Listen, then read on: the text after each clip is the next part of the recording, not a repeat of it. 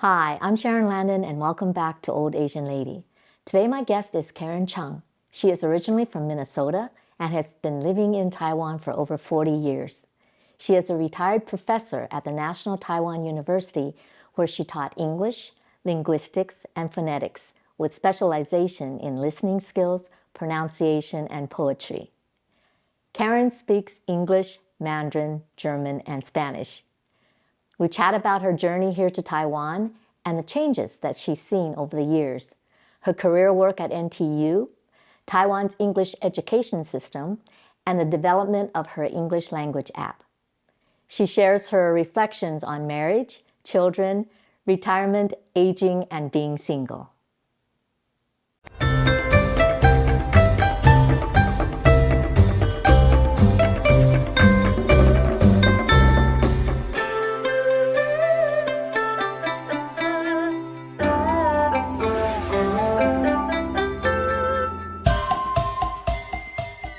Karen, I'm so glad to finally have you come in because it's been a while since we saw each other. Thank you so much for having me. I'm looking forward to this. Oh, what I wanted to start with is I wanted to ask you a little bit about your background before Taiwan, actually. Okay, so I'm originally from St. Paul, Minnesota. St. Paul is one of the cities of the Twin Cities in Minnesota. Minneapolis is a little better known. I grew up in a very conservative family, Christian family, but my father had something special about him. He was very intellectual and he loved languages. And since I was a kid, he taught me German, like at the breakfast table. I wasn't bilingual, but he would say, "Das ist der Teller, das ist der Löffel." And so I started learning at home. And through some strange twist of fate, I ended up with 3 years of German in my elementary school, a Lutheran school. It wasn't that common back then for Americans to learn foreign languages, but we had German mostly over TV. One of my teachers was not very good at German herself, so I got more German there, got more in junior high. Then I got to high school and started other languages like French and Spanish. And one summer, I heard about a new school that they were establishing called the Open School. Is that the same as open classrooms? Well, it was kind of different. This was back in the 70s, like around 1971. And a lot of the public schools were pretty regimented. So we had to go through a metal detector when we came into our high school. We were close to the inner city. And so there was always a safety concern. You know, people might cut off the strap of your purse in the bathroom and grab it from, In St. Paul, Yeah. Minnesota, Yeah. really? Wow. Overall, it wasn't like an atmosphere of fear, but you kind of had to look over your shoulder and be careful. But that wasn't really what bothered me. It was okay. It was just that, like I said, it was very regimented, very conventional. And during the summer, I did volunteer work at the building they were repurposing into a school. I was painting and nailing together bookshelves. And I turned in my application and got a letter from them back a couple months later that said I was not accepted. Wait a minute, so is it high school or junior high It school? was actually K through 12. K through 12. And so it was private. You had to. Now, it was a public school. They got a special grant. It was experimental education.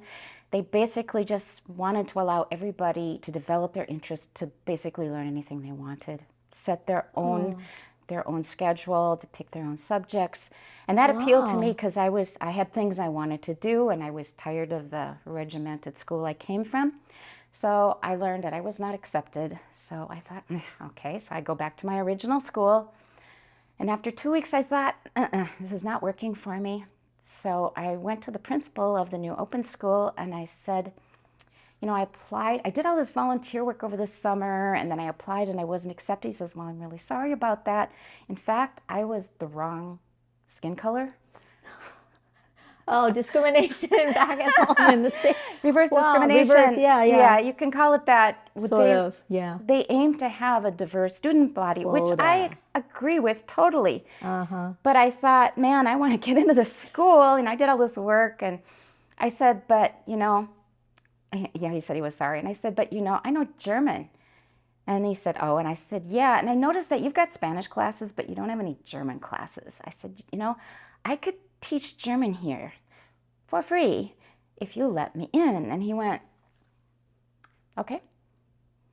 So that was kind of a first major step on my path towards working towards language teaching, because here I was 16 and I taught 3 German classes. Oh my gosh. I went to the foreign language faculty meetings and they had me review a new textbook that came out, and I delivered my review to the teachers from all over the school district. So I was already in sort of semi-professional language teaching by high school, which was great. At 16, you were teaching German Yeah. in an open school. Actually, this open school, I mean, it seems then that they were quite advanced during that time for what they were trying to do.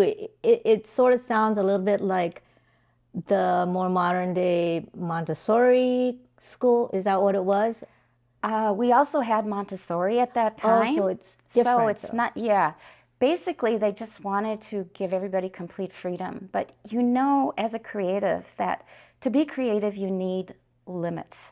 Some guidance. or Yeah, something, because if you have restrictions, limits, you work within those, it's more concrete. You'll probably come up with something more interesting. If you have nothing to go on, complete freedom usually is not conducive to creativity. And we found it was just too free, too open. So I was already an 11th grader, so I could kind of take care of myself. But for the younger kids, I think some of them got lost in the shuffle. Not the shovel. They got Nobody shoveled out. anybody. A little lost in the shuffle. And I think it had issues, and they made a lot of adjustments because it was brand new and they didn't really have any guidelines and things.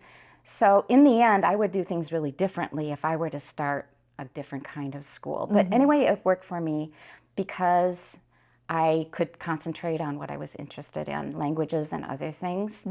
But that's also a problem, because if you just do what you want, you're not going to be as well-rounded. So I started a math class, which I didn't finish. And I kind of wish I had finished math in 11th grade, which I didn't. So even if you chose a subject, you didn't have to finish it? Yeah. How do people graduate then? Well, you have to do like a weekly report with your advisor, your mentor, and they follow what you're doing. They give you suggestions. So they did give guidance, but that first year, it was a little bit luan.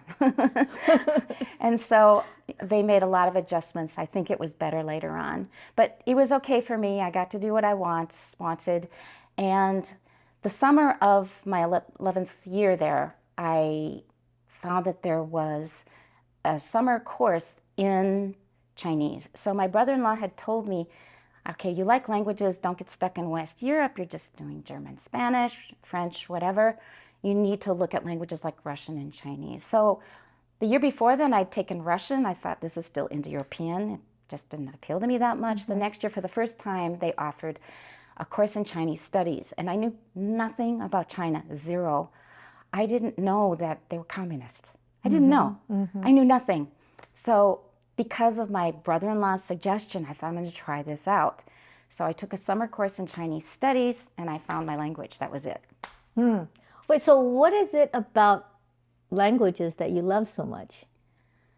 I think it was just that my father passed it on to me. Every evening at supper time, he would teach my sister and me like Greek and Latin word roots. Wow. And we would have these wonderful intellectual discussions. So anything I think is wonderful in my life, I really think, well, my mother did a lot, but definitely my father, career-wise. Yeah, so he basically, I think unconsciously, he cultivated the interest of both my sister and myself in languages. So he taught you guys German. So was he actually just came over from Germany, or he'd been born in Germany? How did he learn German again? So my father's mother was brought over from northern Germany in 1895 as a baby.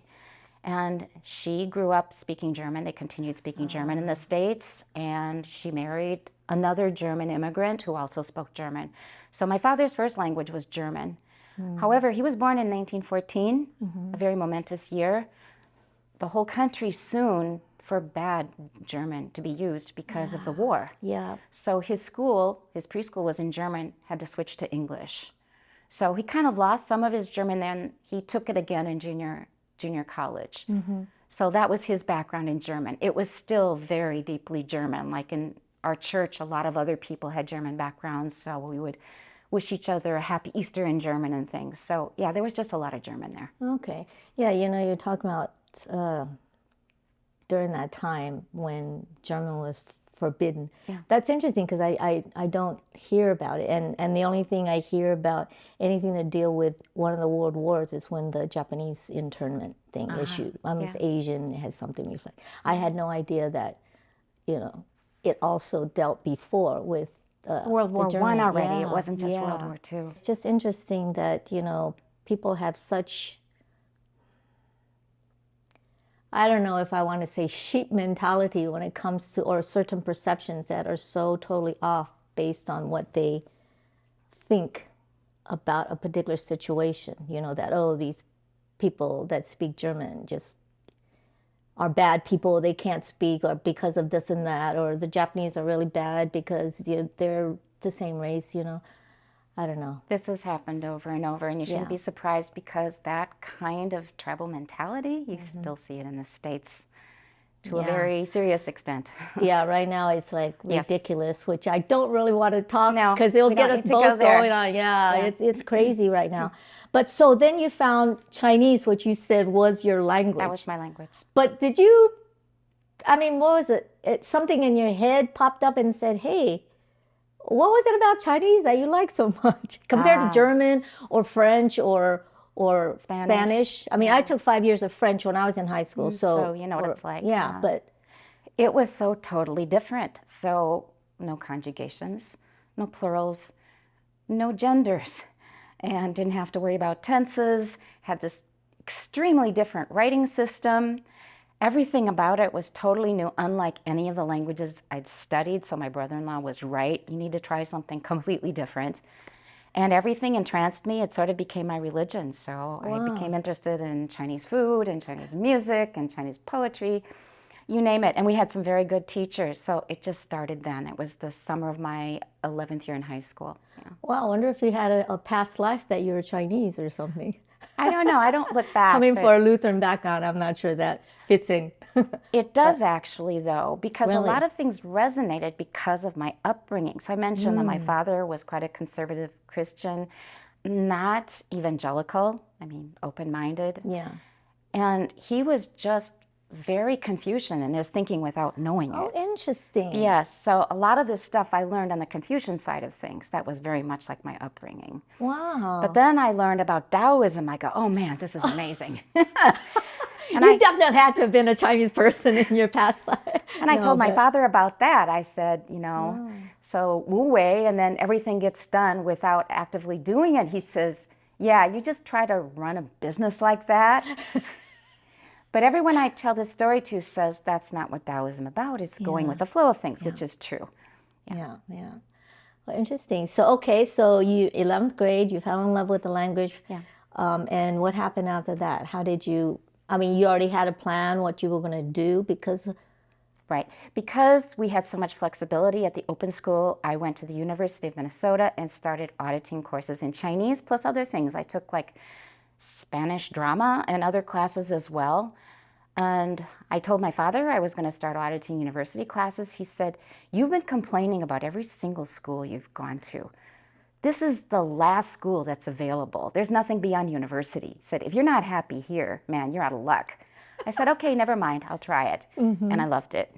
So ever since then, I've kind of felt like I'm just a Yanjiusheng. I never grew up. So at what time did you, when you were in the States and you were studying, did you get to a fluency level? That's a good question because of these other languages I'd studied before are all related. Yeah. Some closer, some less close. And German and English are quite close grammatically. A lot of the vocabulary comes from French, so French, at least you see a lot of familiar words in the writing. Yeah. In Chinese, there's almost none except for a few foreign loans, like 吐司, which does not mean toast. I know. Yeah. A lot of people think it means toast. By the way, it doesn't mean toast. Yeah, 吐司in English is white bread, in case you didn't know. Okay, so, right, I figured without all those cognates to fall back on, I did not believe I would ever learn Chinese, but at that point I didn't care. I just thought it was so interesting and I loved it so much, I was just going to keep going ahead no matter what. Right. So that was my senior year in high school. Then I said I was going to Germany with Youth for Understanding. It's a one-year exchange program. And my father said, "Oh, you're announcing that you're going to Germany." I said, "Yeah." I said, "Would you pay for like half of it?"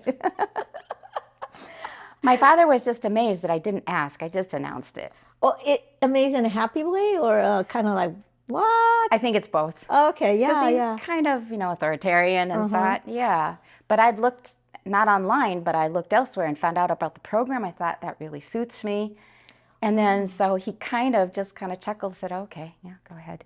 German rather than French or Spanish, because I had an opportunity to do a French exchange in France one year. Okay. But my dad, he's in the Navy, and we were getting stationed to Hawaii.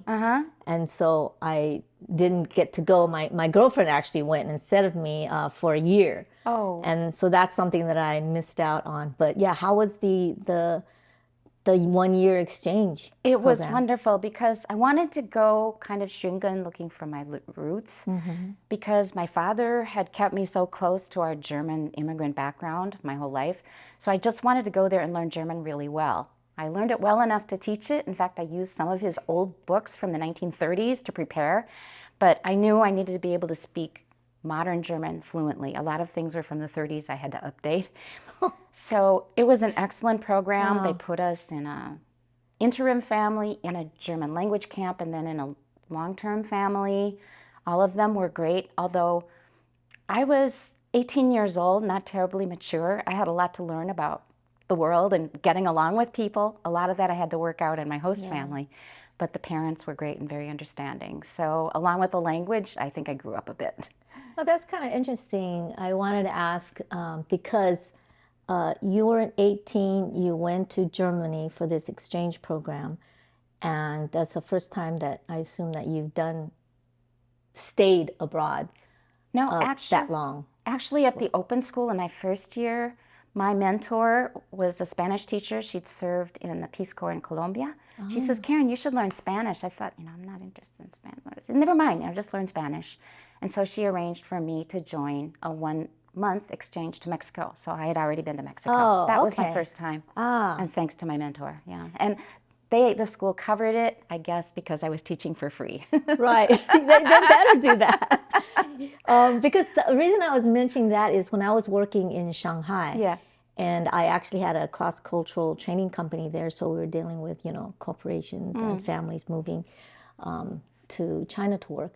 And there was a lot of students that would go for a year program or something like that. And oftentimes, because it was the first time they'd been abroad, maybe China is a little bit different than Germany, but still, it's outside of your own culture. Right. And at that particular age, aside from having, freedom and fun or what they thought, they had some, cultural shock issues and missing home and things like that. So we had to deal with kind of, talking to them and helping them understand why they felt the way they did based on cultural difference and the things that they were coming up with. Yeah. So. I'm sure there were lots more bigger cultural misunderstandings in that situation than in Germany, though they did happen in Germany.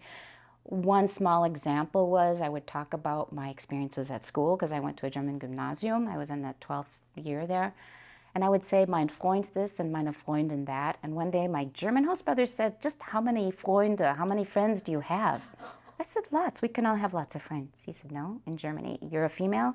Mein Freund is your boyfriend. Meine Freundin is the one girl you're closest to. You have one friend, one male friend and one female friend." And I thought, what?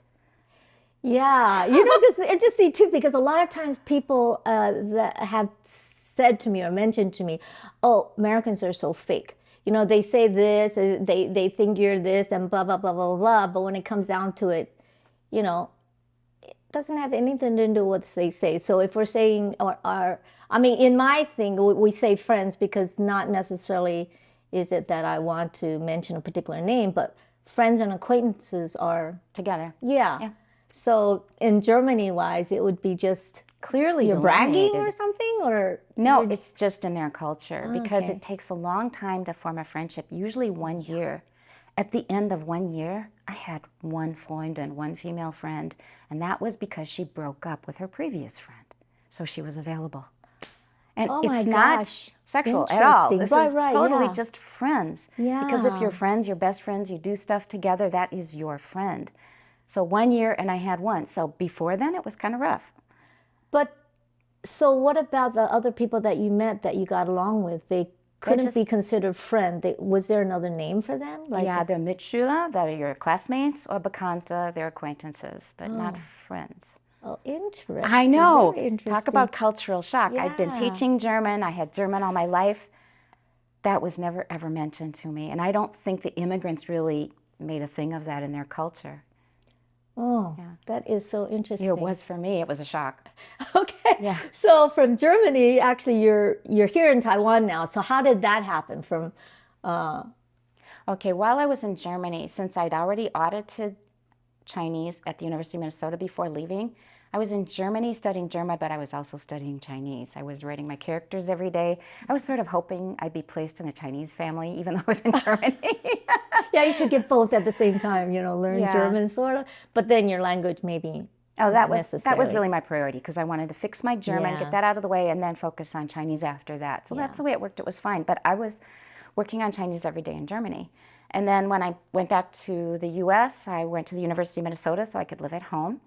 And I told my advisor I haven't decided if I should major in Chinese or psychology. And my advisor was a psychology major. He said, do Chinese. I said, okay, and that decided it.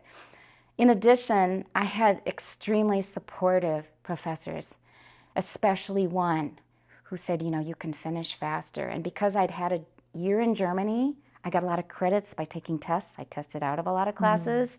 I finished my undergrad in 2 years. Wow. Thanks to this very, very helpful, kind teacher. I think he's passed away now. I haven't heard from him, but he helped us all a lot and also helped me arrange to come to Taiwan after I graduated. And that was in 民国65年. That was 1976, before most of you were born. 1976. Wow. Yeah. That was a long time ago. And Chiang Kai-shek had just passed away. Not long after I arrived, Mao Zedong passed away. So it was a really historic time. So most people cannot tell me who was president when I arrived in Taiwan. Wow. Yeah. So what was it like aside from that when you came? I mean, you came to teach or to study? Or Okay, I came to study in a master's program at Shida, the Guowen Yanjiusuo. But anyway, just to complete the thought, when I came, Jiang Jieshi, Jiang Gong had already passed away, and the new president had not yet been elected. So the president at the time, a lot of people say must be Jiang Jingguo. No, he was elected in an election. Jiang Jingguo is Chiang son. Kai-shek's son, right? It was the vice president of Jiang Gong, namely Yan Jiagan. Yeah, most people haven't even heard of him. Yeah, I'm not familiar with too many Chinese names because I didn't grow up here. Right. And so But so, even people who did grow up here, they usually don't know. So there was an interim president when I arrived before. But when you mentioned Mao Zedong, who was back in China, so why would that confuse people after Chiang Kai-shek died? Because you said people didn't know who they the didn't know president who was president of Taiwan at the Oh, time. only because there hadn't been any An election. and it wouldn't have been necessarily affected with China, mainland China still. Not with really. Mao Zedong. Well, Okay. the whole atmosphere then was much more, I think, military aware. It was kind of in the air. There were still a lot of slogans about, taking the mainland back and things like that.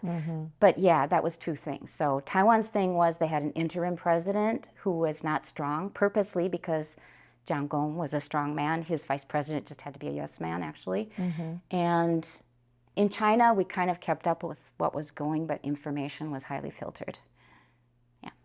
Yeah, so at that time then, wow, you were here at the beginning of Jiang Jianguo's time, because he did a lot of things for Taiwan. He did. But what was it like being a foreigner here during that time? Good question. A lot of things have not changed. You know, I still get attention just for looking different. Right. And people who want to learn English, though it's gotten much better in Taipei, even in the South. You know, people don't go so crazy about, 你喜欢台湾的?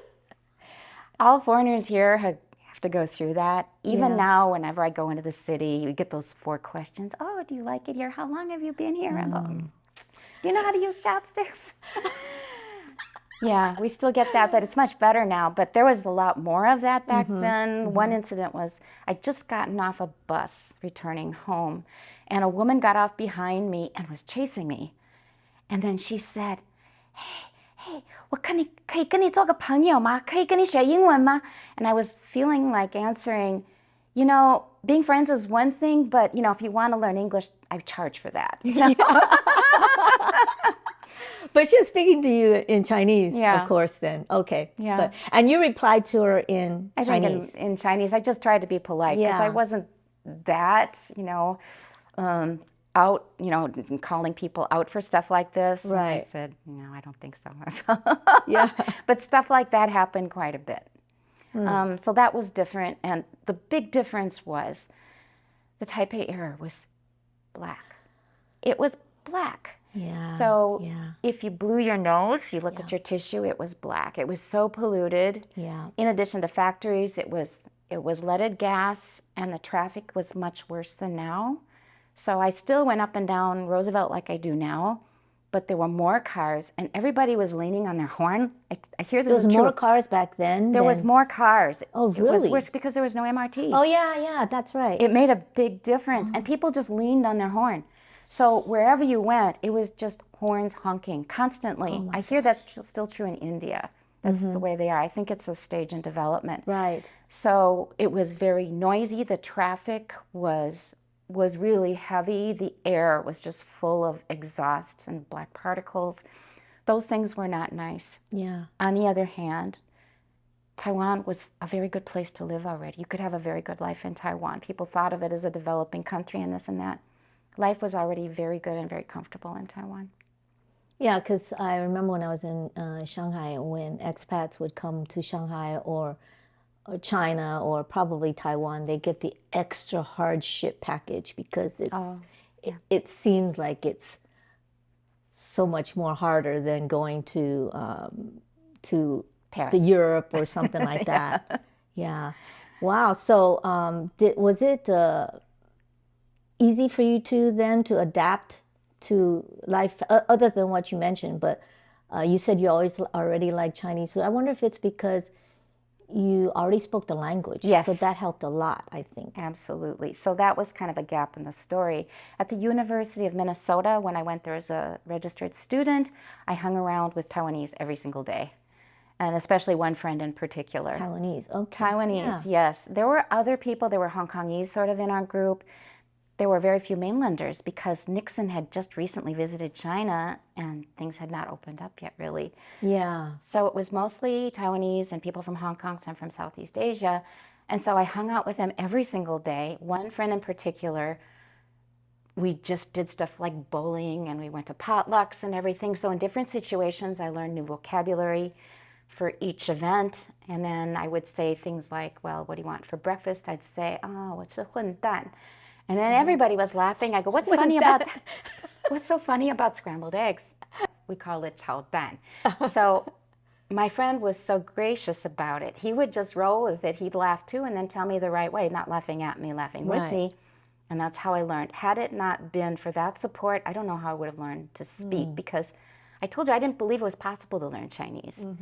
But it was through their help and support that it happened. And so I stayed with his family at the beginning of my stay in Taiwan, and they were so good. They were so kind. So I think you ask how life was because the Taiwanese are so kind. Yeah. They have always been, in my experience, and they still are now. And I could already speak Chinese.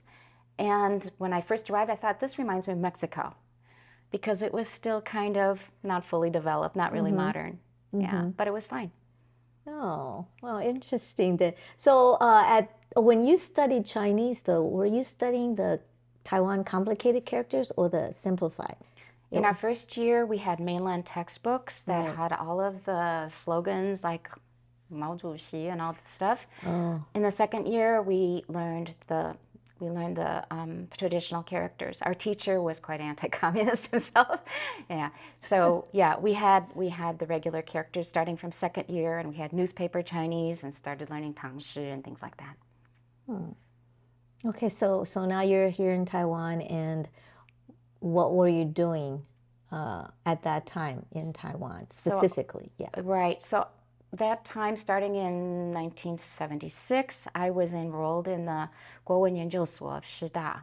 So I was a graduate student. Graduate student. Yeah. Okay. I didn't finish that program, but I followed it for a year and a half, and I learned a lot. One of my teachers had this very, very heavy Hunan accent, and some of my classmates, Taiwanese, they cried. They couldn't understand him. So had to adapt to that, but it was overall a really wonderful experience. Oh, he had a Hunan accent. That's not common here in Taiwan, because they have either the Hakka or they have Taiyu or Taiwanese, but Hunan accent. That was the maybe during mainlanders that who time. came over. Yeah, but at that time, so he'd been over here during since that 49, period of time. Yes. Yeah. Yes, lots and lots of those. And yeah, I hung around with a lot of our teachers were actually mainlanders, some were Taiwanese. So whole master's program was all in Chinese. Yes. Yeah. And you didn't finish it, is what? I didn't, because it was basically, for me, a learning experience. I wasn't planning on getting my degree there, because later on I applied to Princeton. I got into Princeton and I finished my master's there.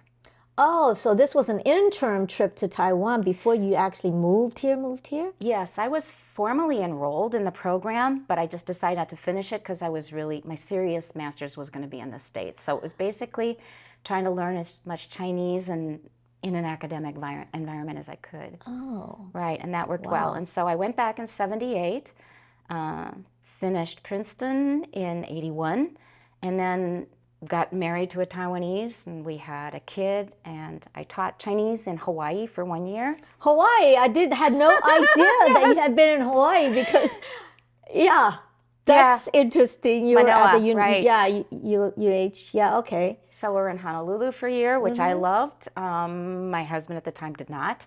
He says, so I'm going back to Taiwan, and I was a visiting instructor. It wasn't renewed, so I said, okay. So we moved to Taiwan in 1984. So you got your degree, master's degree in Princeton, and was that in language linguistics? In Chinese linguistics, in Chinese basically. Specifically, okay. That's right. It was originally a PhD program. Okay, to add a little more detail, my advisor himself did not have a PhD, so he could not actually be my advisor for a dissertation. So I got what's called a terminal master's. I finished my master's, and that was that. Got married, had a kid. I wasn't studying anymore for then. I was teaching and moved back to Taiwan. So it kind of broke off there. It wasn't until years later that I ended up at Taida, which was another process. But I knew that if I was going to stay in academics, I needed a PhD. So through another set of connections, I ended up getting my PhD from Leiden in the Netherlands. Why do you feel that, because I feel like in Asia, there's so much more weight on having that schooling and having that degree to do certain things. And I guess in Taiwan, you just mentioned, you felt like you had to get a PhD here to move up in what you wanted to do in Taiwan, or that's not the case? Well, by that time I was already at Taida, and if you're at a university, this is true anywhere in the world. Okay. So it's not really any different. So it just gives you like a... You can't be promoted on on the tenure track without a PhD, basically. In the past you could, but no, not later on. Okay. And so you've been in Taiwan now for like 41 years. 41 now? Yes. Oh my gosh, my last thinking was like 35, 41 years. Wow. Yeah. And throughout the years that you've been here in terms of teaching, what would be one of the things that you're most proud of, or that you felt that you've given back to Taiwan in terms of your expertise? And okay, I want to throw in a little interim story, because when I came to Taiwan, I was not teaching at that time.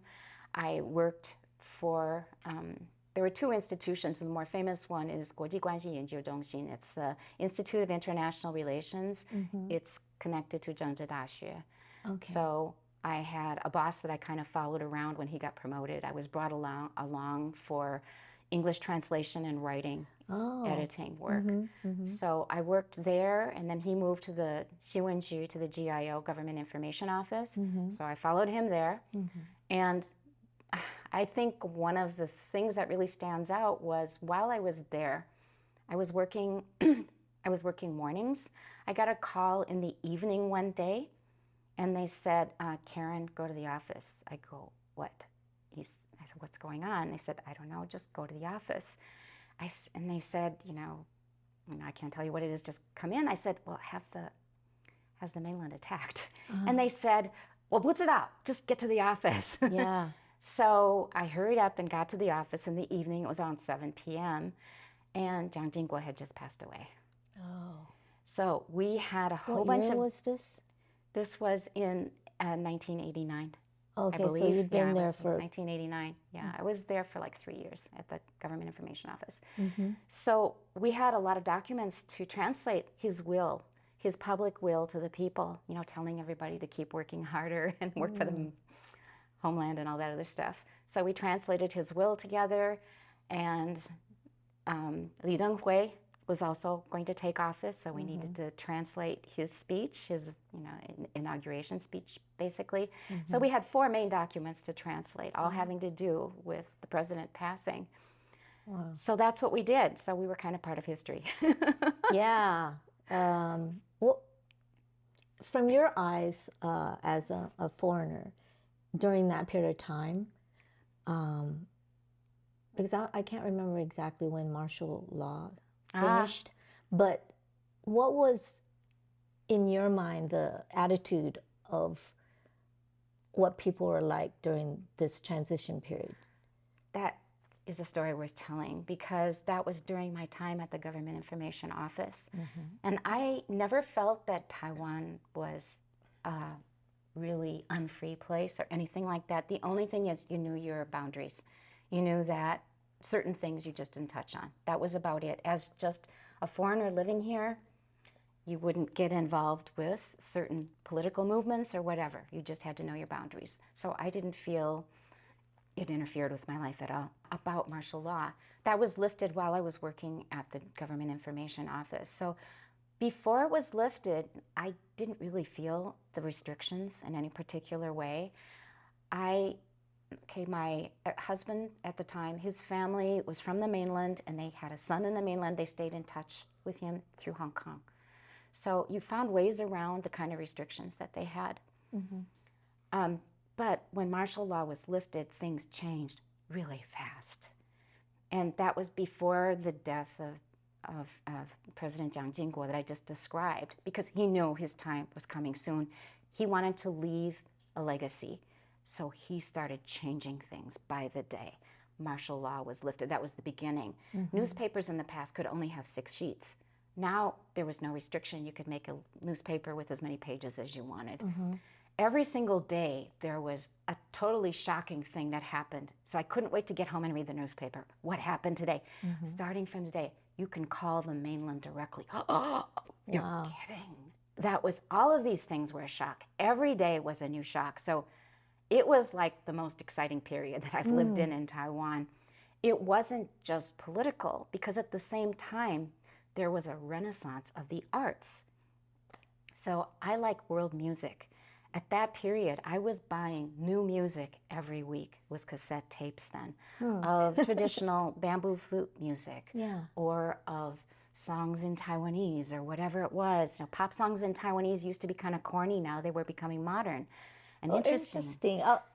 And on television, they had so many interesting variety shows. One with Fang Fang, if you've heard of her.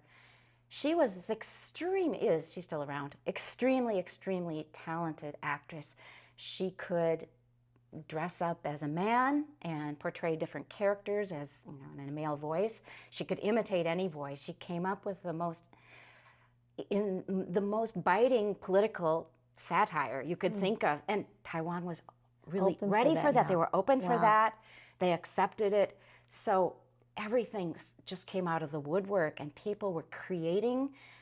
Wasn't just criticizing the government, it was just this blossoming of culture. It was an amazing period to be living in. So I watched television every night just because of this, Saturday Night Live. Yeah. It was a Taiwanese version with their Really? own style of Saturday Night Live. It was just as good or better. Wow. It was so good.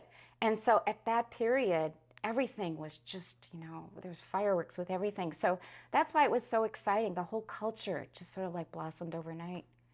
Yeah, it's interesting hearing it from a foreigner foreigner's point of view because I mean, like I said, I didn't grow up here, but now I'm thinking, I should ask my sisters what it was like for them, what the difference is comparatively.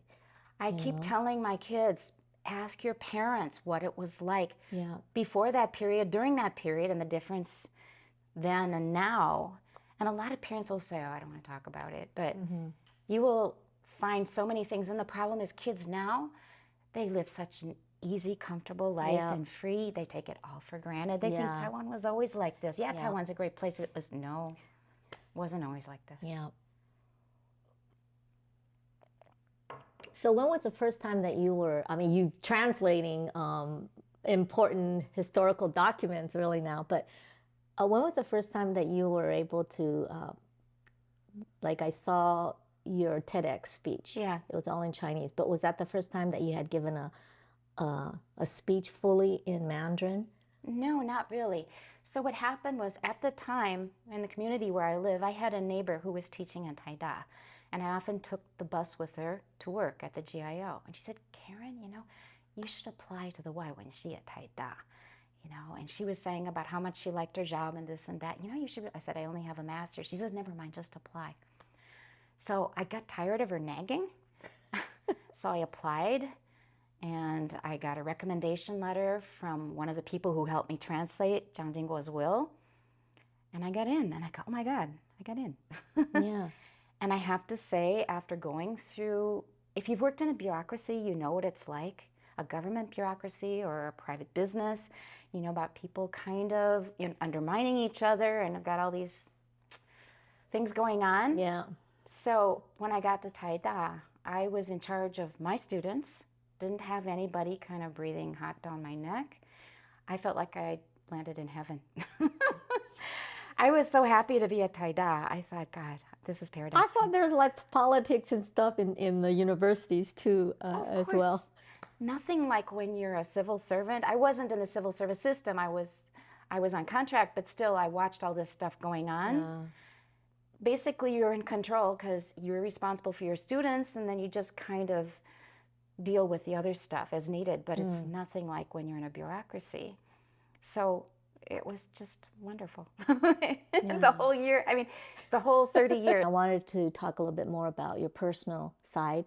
Now, your last name is Karen Chung. So Zhong, now that's the thing, because there's a Chinese, there's a Taiwanese Family Pinyin, yeah. and then there's the mainland Pinyin. So it's written as Chun. Chung. That's the Wade-Giles system. That's the old romanization system that Taiwan sort of used to use. And then under Ma Ying-jeou, they basically changed to Pinyin, but most people have not learned Pinyin. So there is a lot of mixtures and a lot of mistakes. So you have a Chinese last name, so that means you were married to Taiwanese.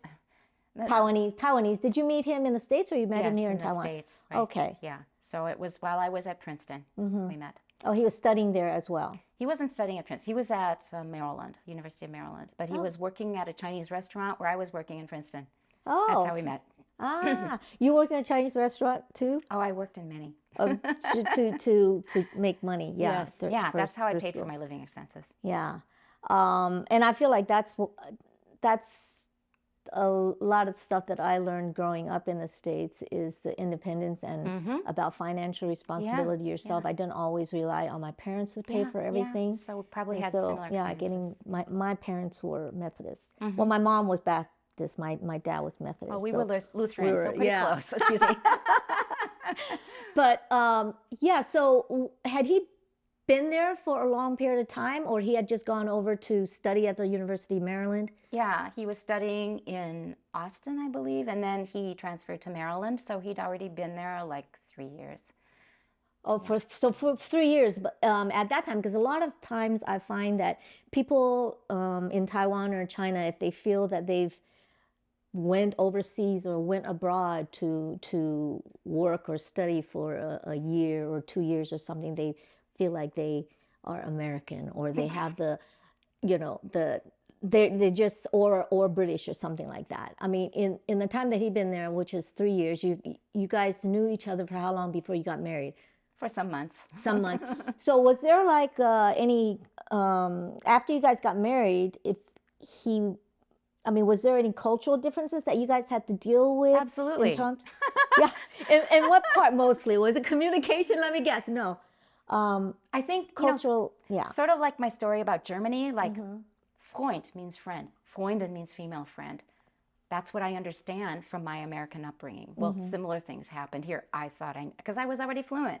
Right. I spoke Chinese, and he often assumed, he forgot that I was American. So for a lot of things, yes, it did lead to problems. And I was confident, of course I know what I'm doing. No, things will jump up and surprise you. So yes. And he was also politically engaged. So there were a lot of things going on that our interests were not similar in some ways.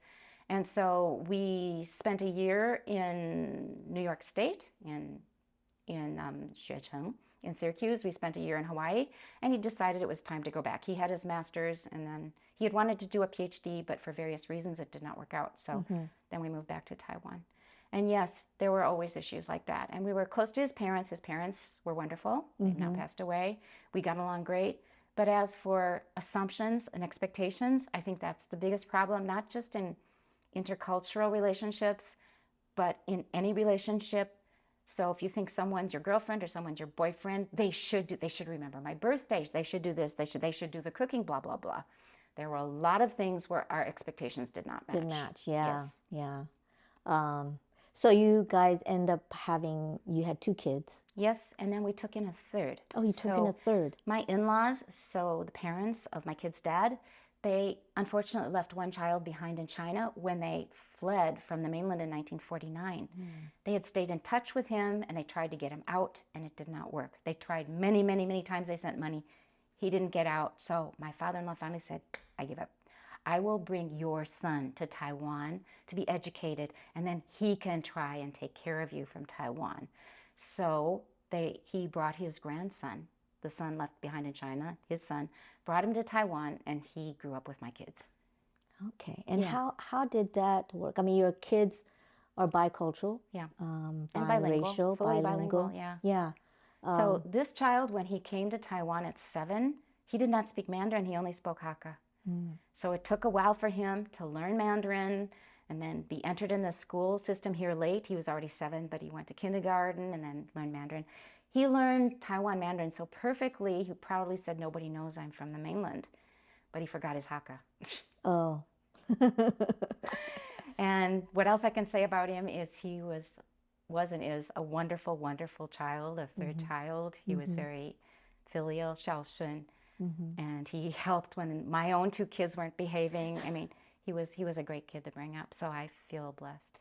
Yeah. Right. So when you say your kids were not behaving, being an American mom and then you have a Taiwanese dad, growing up for them, did you more follow the Taiwanese style of child raising, or was it more your Americanized way of more freedom, more allowing them to express themselves and being more creative? I think sometimes it worked fine. Sometimes they collided. Oh, yeah. Yeah. So right now, they're both not in Taiwan. Right now, they are grown. They're middle-aged. They both have kids now. I have 3 grandchildren. One's in California. One's in Minnesota, back near my hometown in Minneapolis. Yes. Yeah. Living through the winters. She has 2 boys. My son has a girl. They're doing quite well, and all 3 grandchildren are bilingual. Well, the youngest one is too young, but the 2 who speak, they are bilingual. And that was by choice, something that they had just learned, instilled in them having you as a mom, or is just something they just naturally, because a lot of times when they're back in the States, especially if kids that are born in the States, they don't want to speak the Absolutely. other language. So But of all of my failings as a mother, there were a lot of things I could have done better. I thought the one thing that is my bottom line, I'm not compromising on. These kids are going to learn English and Chinese Yeah. very, very well to a native speaker level. yeah, And that was done. And for whatever they're unhappy with about their upbringing, they'll say, thanks, Mom. yeah, They will say, thank you for that. It's given me so many advantages in life. yeah.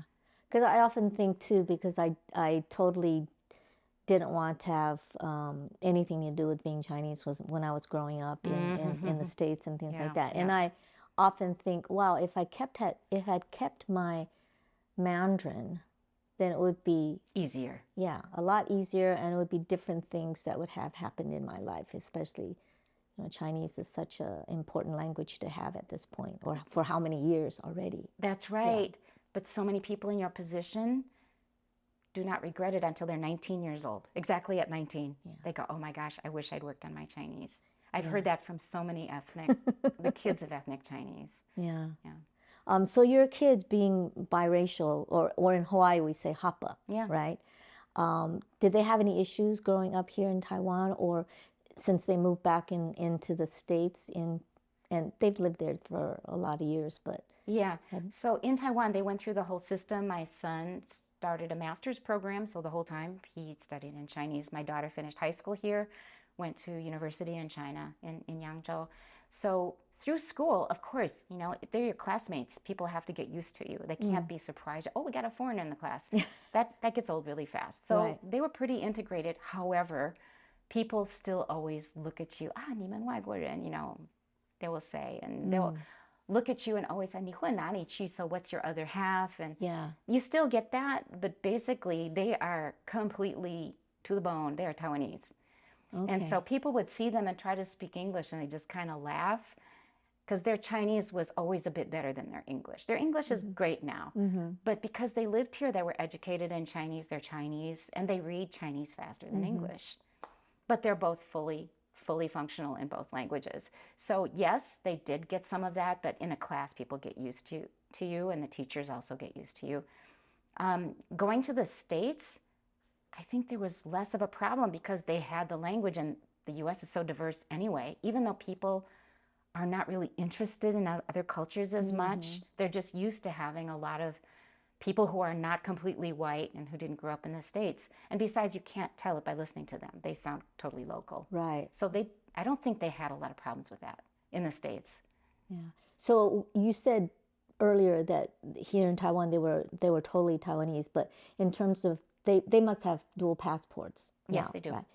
So in terms of now, do you feel that they're still really proud of their Taiwanese culture? Absolutely, or yes. They are? Yes. Cool. Both of them have made a huge effort to make sure that their kids learn Chinese. And I've heard them speak. I mean, they come back to visit sometime. Their Chinese is beautiful. The eldest one, the daughter, she needs to keep working on her writing, but she speaks beautifully. She understands pretty much everything. And my daughter's been sending videos.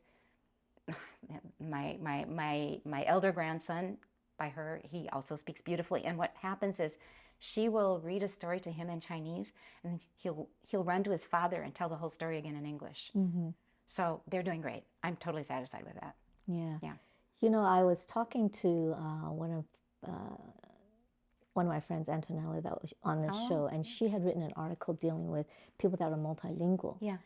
That the language that you're speaking at the time kind of influences your character and the way you see yourself. Yes. You feel that that's true. Absolutely. Yes. So, I mean, you speak German, Spanish, French, Chinese, Mandarin, and also English. English. So for you, do you see yourself switching a little bit in? Of course. When you're in what? I've got so much of my father in me. I'm basically my father, I think, in many ways. Yeah. So if you're speaking in German, then would you be more, forthright? I don't know. When you're switching languages, how do you see yourself changing? I try to adapt to the cultural norms. Like I have to be careful who I call a Freund in German when I'm speaking German. Yeah. But definitely my growing up in the States, I was always learning language from the time I was a kid. My father subscribed to a magazine that was in 5 languages, had parallel columns when I was 8. So I was just always used to it and always interested in languages. But yeah, my upbringing, definitely my character, morals pretty much came from him. And like I said, it fit pretty well with Confucianism, a lot of similarities, and intellectualism that I got from my father. So yeah, that's all from him. I think when I came here, I wasn't trying to be Taiwanese or anything. I was just going to be myself and then put it together from the pieces that I think made the most sense, which I think is what you've done. You've got pieces from the cultures and they are you, the way you put them together. Yeah, that's pretty much what I did. So your kids are all grown up, have kids, your grandkids are there. Yeah. Is it something that you, I mean, when they made the decision to just stay in the States rather than living here in Taiwan? Well, they went back. It wasn't to stay. They They were, yeah, your because kids they grew were up both here. born They there. grew up here. No, my son was born in the States. My daughter was born in Taiwan. Okay. Both of them got through high school completely in Taiwan. Okay. So we went back for visits, but yeah, they were based in Taiwan. My daughter, at that point, because her father was in China, she went to China to study university. That was a complicated story, but she finished university there. My son stayed in Taiwan, but at some point he wanted to go into business, brought a Taiwanese bride to the States, and then went to Silicon Valley to work. Okay. Yeah. Yeah. So do you have plans to go back to the States, or is Taiwan here your home and this is where you're going to stay? The latter. The latter. Yes. Okay. Yeah. Yeah. Interesting. I haven't been back to the States for more than 10 years. Yeah. More than 10 years. More than 10 years. Yeah. And why is that? Because you travel, right? You do travel. So, So if I personal travel, choice. I'm spending time and money and effort. I'd rather go to a place I don't know. I know pretty much what the States is like. I was there a long time. right. I'd like to go see a new place. That's the reason. Okay. And, now that you're older, you said you're planning on staying here. You've already retired. Though I do teach part-time. Oh, you do still Yeah, teach I have one part-time. class. And you're busy doing your startup also. So it's not necessarily that we would see it as totally retired, because I feel like people's perceptions of older people sometimes are quite different. That's right. And That's when right. you're a certain age in the West compared to a certain age in Asia, it's different. So do you have any thoughts about where you are at this point in your life and what you've done, and in terms of aging and How much being time in is this left? process? Yes. Yeah. I feel the same inside. I think any old person will tell you the same thing. You feel the same person inside that you were when you were in grade school or when you were in grad school. I don't feel any different, and I've been blessed with not having terrible, terrible diseases, which some people get. Yeah, yeah. That can change at any time, I realize. But my impression is that as long as you act energetic, you don't act frail, and you color your hair, and you don't look extremely old, people will just treat you like anybody else. Yeah. That's been my experience. I'm guessing maybe it's the same with you. You're not as old, but You'd be surprised. yeah. But see, as long as you're energetic and you're doing stuff and you're interacting with people like you always have, age doesn't usually even come up. Yeah. It comes up when you start looking frail, and then you start feeling sorry for yourself or whatever. When it starts showing, then people do notice. So I think obviously our bodies are older, and we have to be careful. We have to be really careful about diet and staying active, exercise, and all that stuff. But assuming that our bodies are cooperating, it's not an issue until it stops cooperating. Yeah, it's really a lot to do with our mind and how it works. Yes. And I always feel that if you're learning something, which Yeah. I am a proponent of every day, Yes. that it keeps that mind young or going. That's right. You did bring up the thing about as long as we dye our hair. Yeah. Did you ever think of going natural? Because I've always just thought of that for a very long time, but I just haven't done it yet. But Not is that ready something? yet. Yeah. Not so ready yet. It should be until we're ready, right? It's not a It's mainly you know? because of the judgment of other people. Because once you go completely natural, it's out there in the open. You can't hide it anymore. That's what you Yeah. are. And then they will start changing how they treat you. And I'm not ready for that. Yeah. I need to squeeze the maximum I can out of this time and health and energy that I have. Yeah. And I don't want people to be distracted like, oh, can you carry that? Let me carry that. Just because you have white hair, even though, you know, your body looks and you're walking fine, right? It's that image or it's that perception, right? I lift weights, man. Yeah, you know? So neither one of us are ready for that. No. And then the other thing is that you are single. Yeah. And is that something that you're really happy with? Do you ever think about having another relationship in terms of getting married or anything like that? Oh, marriage is probably definitely not in the cards. Yeah. But I think I forget about it because I'm so used to living alone. I have been living alone now for over 30 years, and it is a given. Yeah. It's just a given. So it's what I'm used to. When I see people arguing about how loud the music should be, I go, oh, you don't have to deal with it, right? My kids are grown, you know. And with my kids, like one of them was kind of rebellious, one day said, Mom, I'm sorry and thank you. So they find out, they have a saying in Chinese about once you become a parent, you finally know what it's like. Yeah, it's not even only in Chinese, it's English everywhere. too. It's like when you get older, you know you know what I was talking about. Yeah, and then they start talking like their mothers. And yeah, so it's already been over 30 years. So it's great. Life is good. And I think the main thing is, like I said earlier, what we want is connection. And I'm always really kind of tending that as connection. It's like with you, like having this opportunity is a great chance for connection. With the people that you meet through your workshops and your teaching and your acting, those are all wonderful connections that you have. And I'm guessing you really value all of those. Yes. Because that's what's making life fun. Yeah. So you don't have to worry if somebody said anything about getting old. You don't even think about getting old, probably because you're having too much fun. Yeah. And that's I don't go to bars or anything like that. But fun is fun. Yeah, fun is a different, it's a different perspective too. Man, exactly. It smells. No. Yeah. Fun on our own terms. Yeah. And as long as we have that, who's even thinking about age? Exactly. Yeah. Exactly. Yeah. Yeah. So before we finish, I wanted to ask you, you know, you've been here in Taiwan for so long. How do you feel like Taiwan has changed you as an American, or has it changed? What parts of your American side do you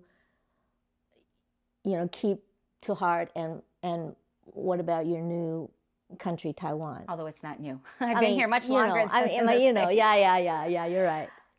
Basically, I have this really funny personal theory, starting from when I first arrived in Taiwan for the first time in 1976, in that I felt that Taiwan and I were kind of growing together. You know how people kind of feel like they're growing together with their pets? Yeah. I felt that I was kind of growing together with Taiwan because Taiwan was not as developed then. Things were a bit more chaotic, not as clean, but it worked, and people were kind. Yeah. So I felt that I could feel a lot of my own character flaws, things that I needed to learn to grow up more and do better. It's like as I saw Taiwan kind of fixing some of its issues that you really notice, I was trying to fix some of corresponding ones in myself. And by now, Taiwan is a very together place. Yeah. I don't care what you say, just the MRT. People love the MRT, but that isn't the only thing. Yeah. Taiwan is just together. I mean, the whole bureaucratic system is fast and efficient. It wasn't in the 70s. Yeah. People would be arguing at the counter because they forgot a document, man. They make it clear before you arrive, and then if something's missing, they'll say, well, actually, you could use this instead, or you can come back tomorrow. They'll be nice. They're friendly. They'll give you a cup of tea to drink while you're watching the TV, waiting to get something done, but you probably don't have to wait because it gets done fast. Taiwan is so together, more than the average European country. Yeah. Things work very slowly in France and Germany. You think Germany is really together, man? They're so slow and so bureaucratic. In Taiwan, it gets done within a few hours usually, normally. So in many ways, Taiwan is not perfect. I'm not perfect, but I'm more together than I used to be. That's how I feel. And I feel that since we've kind of grown in tandem, I still feel like I fit here. Oh, that's such an interesting, what do you call it when you're, see, my English gets worse when I've been here. It's such an interesting, is it an allegory? Yeah, parallel growth. Yeah. The way you say it kind of, Do you feel something similar yourself? for Taiwan? Yeah. Not necessarily, Okay. because You were so together when you arrived.